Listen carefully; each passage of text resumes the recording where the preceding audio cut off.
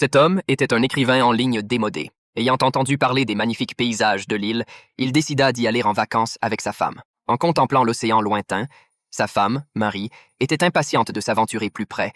Alors, ils se dirigèrent vers la plage. Là, une femme nommée Wendy s'approcha d'eux, enthousiaste, et leur dit qu'elle était une grande fan des œuvres de Jack. Jack fut très surpris, car ses livres se vendaient très mal. Mais de rencontrer quelqu'un qui partageait ses intérêts, surtout une jolie fan, le rendit très heureux. Ce soir-là, Wendy et son mari invitèrent Jack et Marie à dîner avec eux.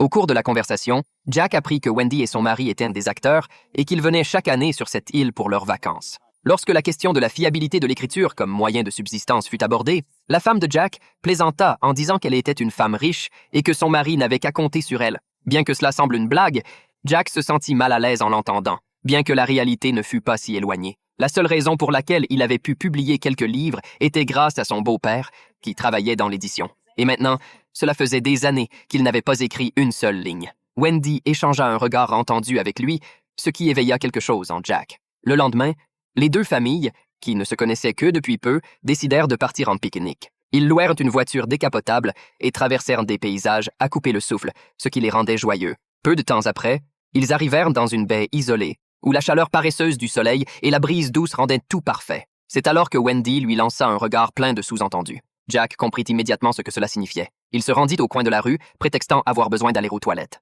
Mais Wendy s'approcha soudainement de lui par derrière et le serra fermement dans ses bras. Bientôt, la soirée tomba, et ils passèrent toute la journée ensemble. Ils commencèrent à retourner à leur hôtel en voiture. La route étant mal éclairée, sans lampadaire, Jack conduisait quand soudainement, il heurta quelqu'un sur la route.